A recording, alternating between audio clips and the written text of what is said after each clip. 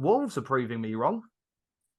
Very wrong. Prove us Again. Yeah, A fantastic draw. I'm unlucky to draw that in the end. I think, well, I wouldn't say unlucky, but they obviously went 1-0 up. I think Villa did have a few chances and a very obvious penalty shout as well, I believe. But no, Wolves looking fairly decent. Pedro Neto, by the way. Yeah, we could talk about it every week. He's just that good of a player. I think even if they go down, I think he's getting a move. Yeah, I think he's up there with joint most. I think he's in such a bang average team. Yeah, with such a bang average team as well, it's ridiculous. Like especially with the firing power that they've got. Like if he's got 8 assists, you'd expect an unbelievable striker to be playing up front. Yeah, exactly. Say that Hwang Hee-chan he's been firing. He's firing a goal. Exactly. Yeah. That's for sure. He's found form. Yeah, they've got. We said at the start they had a lot of good players. It's just they couldn't score, and now they've scored a couple, and their defense has woken up a little bit.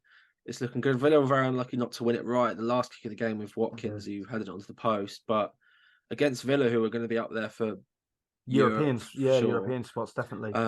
Wolves, and obviously it's a little bit of a rivalry, isn't it? Wolves, Villa? Like West Midlands sort of rivalry. Nothing major. It's not quite Blues Villa, but yeah.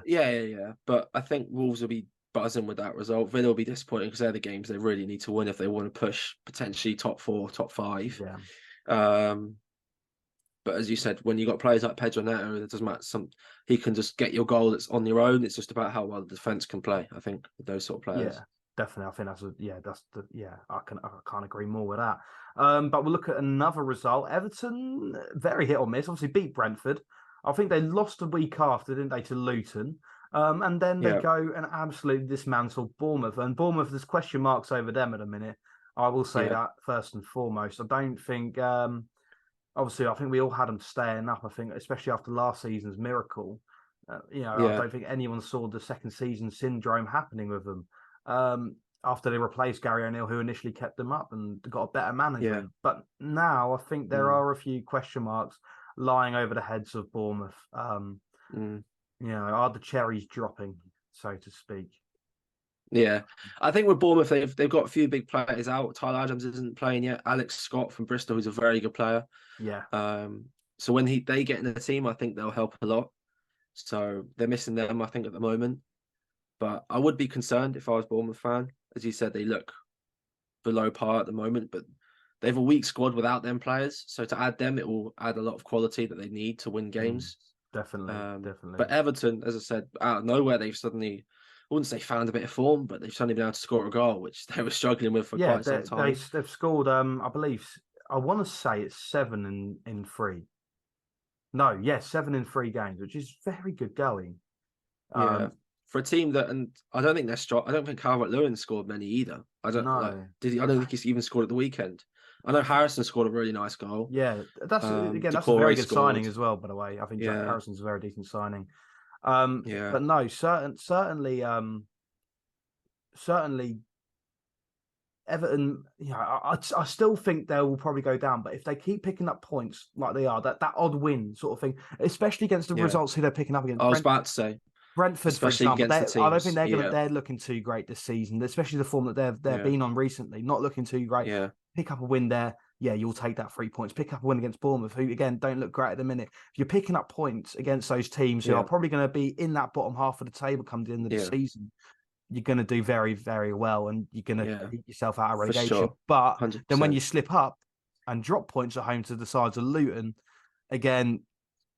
It balances out because it's those 6 points that are so important. And absolutely. As you said, we've got Everton next at Anfield, 12:30 first game back, so I'd be hoping and almost expecting us to beat them. We don't often lose them at home. They're not very great games at times, but as long as they beat the teams around them, like in the bottom area, like you said, like the same with Wolves, if they can beat the likes of Bournemouth, Sheffield, Luton, they'll just about stay up because, as we said earlier, I think the points tally will be a lot lower this year. I don't think we'll need anywhere near 40 points.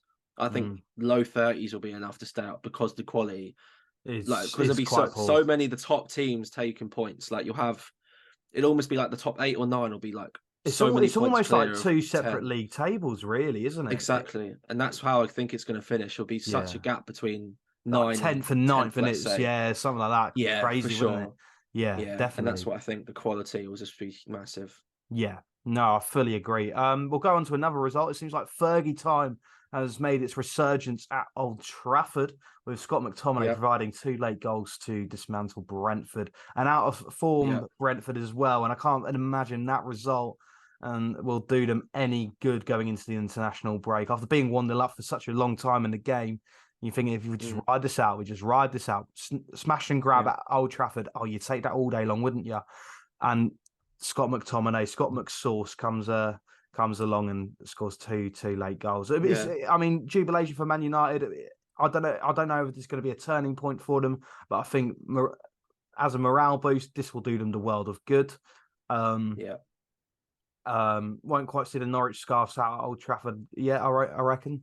Uh, yeah. but yeah, no, it's yeah, Brentford really need to fix up their ideas. Obviously, you can clearly tell they're massively missing Ivan Toney. That they're missing that out and out striker. Brian Mbuemo is as good as he is not a striker. Isn't going to provide Yeah. that amount of goals. And bringing back Neil Mope is he's hit and miss in the He's Premier League. he's not the same player as Tony. Tony does Yeah, everything as the complete striker, hold up play. He'll win fouls. He's got great yeah, passing range. He can finish, penalty taker, good in the air. He can do it all. So I think with United, I think the stars aligned. Obviously, there was some horrible news regarding Sir Alex's wife that passed on yeah. the Saturday, and obviously Sir Alex brought McTominay to United. I think at a very young age. And obviously, being then Scottish as well, McTominay. I think it was almost just like it was just a bit of a written fairy tale. So I still would be a little bit concerned with United. I've spoken to a few United fans, and they're still a bit like, do you know Oh, what? It's still absolutely, not yeah, like we should be winning these games, especially that Brentford team without Tony, as you say.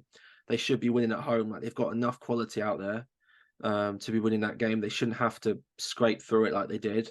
Again, they've won a game. That's what that matters. But the performance will be the main thing. And obviously now with international break, they can't usually use the morale and the form they've got from that. It sort of dies out of it, and then they mm, play Man City. So it could all just get kicked back to the curb and back to the shit when they could get pumped 3 or 4 nil by Man City. definitely. Um, so it's probably come international break at the worst time for United, personally, I'd say for them, because they just found that little spark that could give them like a boost if they were to, let's say, have a European game and then a league game this week. But instead, they've got nothing. So I think for them, it's actually an awful time. But then the Absolutely. opposite for Brentford is probably the best time. And a lot of teams will probably take the 2 weeks to bring back injured players and stuff like that. So I don't know. I think United will still be pushing for top 5, but top 4, I wouldn't be putting them there yet. I don't. Not at the They minute. don't Not look. The top 4 look too strong. They don't look Yeah, like no one the looks like they're current getting top it. Yeah, four, I see that as sort of the final top four that yeah, is going to be in place come the end yeah. of the season.